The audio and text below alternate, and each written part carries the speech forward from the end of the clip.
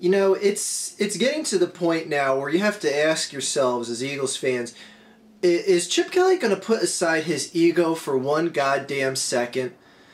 Now, do I think losing Evan Mathis is like this crippling blow that's going to destroy the team and they're going to win 2 games this season? Obviously, no, it's not. But it's another instance of we lost a guy, a Pro Bowl talent guy, might I add, and got nothing in return. Had that happen with Deshaun Jackson, let him bounce. At least with McCoy, we got something in return, so I'm not too critical of that anymore. Macklin, that's a salary cap, well, not a salary cap, but a free agency issue. Didn't want to match a salary. Fine, I can deal with that. But now we're back to this whole thing. It's like the whole Deshaun Jackson situation has come around full circle. And Evan Mathis bounced out of town, a contracted Pro Bowl talent player, offensive lineman, gone. Just gone. Didn't want to show up to voluntary OTAs, supposedly shopped around for 2 years by Chip Kelly and couldn't find any takers for him. So it's like, oh, what do? Cut him. Goodbye. Goodbye, we'll just cut him. This is one of the bigger moves here that have pissed me off. Now, again, do I think losing Deshaun Jackson, Macklin, McCoy are much more of a detriment to the team on a talent basis? Absolutely.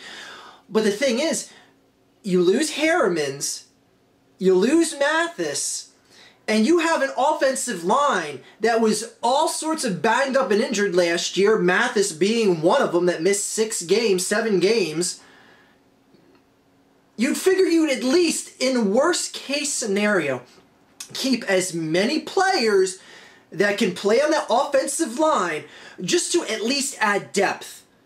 Now, I'm listening to sports talk radio. I'm hearing all the people saying, like, man, he didn't want to play here anyway. He didn't show up for voluntary OTAs. He would have half-assed it through the mandatories. He would have half-assed it through the regular season. I don't want to hear any of that, because now we don't know. We don't know the level of effort Evan Mathis would have given us now. We don't know, because we've just let him go for no apparent reason that I see, other than he didn't go lockstep with Chip Kelly, and that's why I see this as a total ego move. It's a total goddamn ego move. And that's why Chip Kelly is getting the moniker of Chiptator, because he runs this team like he's a goddamn dictator. Didn't want to show up to voluntary OTAs? Get out of here. You don't like the contract you have? Get out of here. You cannot find 50 guys to put on a professional NFL team where some of them aren't going to be a diva, aren't going to have contract disputes, aren't going to show up for voluntary boot camp. It's impossible. It's impossible. Most of these guys have had ego sticks shoved up their ass ever since high school. They're multi-millionaires, most of them. Of course, you're going to have divas and guys that are insubordinate in some way, shape, or form. You have to learn to deal with guys like this. Kerry Williams didn't show up at voluntary OTAs last year because he was shopping for sconces or some shit for his new house. Do you think that weighed into Chip Kelly's decision to cut him at the end of the season last year? Or last season, I should say? You think that weighed in? Is it just no mistake that anyone that has some sort of qualm that LaShawn McCoy has been kind of critical of a few things Chip Kelly does and he ends up getting bounced out of here, that Deshaun Jackson, he's a bit of a diva, he gets bounced out of here. Now, don't get me wrong, there's guys that have been bought by, like Harriman's, for instance. I haven't heard him say a single thing, and he didn't get re-upped on his contract, and he's now playing for the Colts. But the thing is, there is a clear pattern of someone who gets a sniffly nose and gets kicked the hell out of this team. And that's Chip Kelly's ego. That is all Chip Kelly's ego. If this was Belichick doing this, I'd be like, the guy knows how to run his ship, who am I to criticize? Chip, you've had 2 10-win seasons here. You didn't win shit in my book.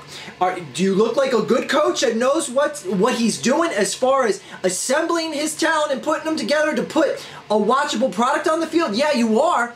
But have you really impressed me yet? Fuck no! 2 10-win seasons? Bravo! something that matters now.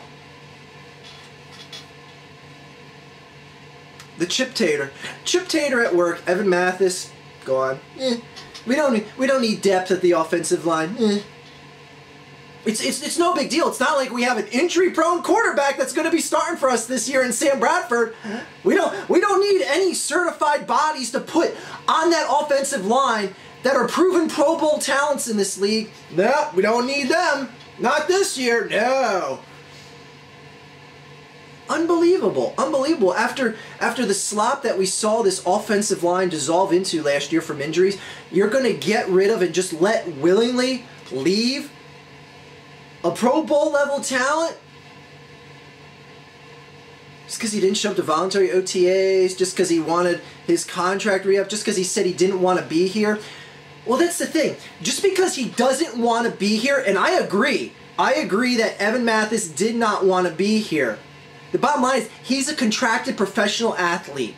He is going to show up to play. If he doesn't show up to play, you bench his ass. And I'll be the one sitting here going after week one, be like, man, Evan Mathis really didn't try too hard. He should be riding the bench. And if Chip Kelly benched him, I'd be like, good, let him sit there for the rest of the year. If he didn't show up to mandatories, on top of not showing up to voluntary OTAs, half-assed it in the regular season, bench him. Because how is that worse than just letting him go? It's the better of the two scenarios. If anything, he might over-excel to be more of a prize commodity for someone else to pick up. Again, what's he going to do? Just sit there and go like, oh, I tripped, I fell backwards. Oh, now Sam Bradford got crushed. Then no one would want him. He's not going to kill his value. Unless you're Randy Moss and you go to Oakland, but Patriots still picked him up. Anyway, this is the Chiptator in action. Chiptator in action, and you know what? This guy really needs to realize that you can't assemble a team of 50-plus grown-ass men, many of which are millionaires that had those ego sticks shoved up their ass, and not find a few people that aren't willing to go lockstep with you, Chip. You can try and shove your culture down the throats of everyone and bring in guys that you think are going to adopt your culture. At the end of the day, you're going to get divas, you're going to get insubordinates, and you're going to get people that, you know, all of a sudden one day just turn on you and aren't too appreciative of you. And that's where I'm at. I fear this locker room getting lost because this guy keeps cutting good talent. Now, do I think Evan Mathis is one of the best offensive linemen in the game? Obviously not. But he's damn good enough to start on a professional football team and at the worst case scenario come off the bench to add depth. So why would you just let him go? Why just cut him? Chiptator in action. Chip, you better win and you better impress. Because the fuse you are burning is about this small right now. This small. And we are not going to put up with that shit in Philadelphia. This ain't Oregon, son. Have a good day, everyone.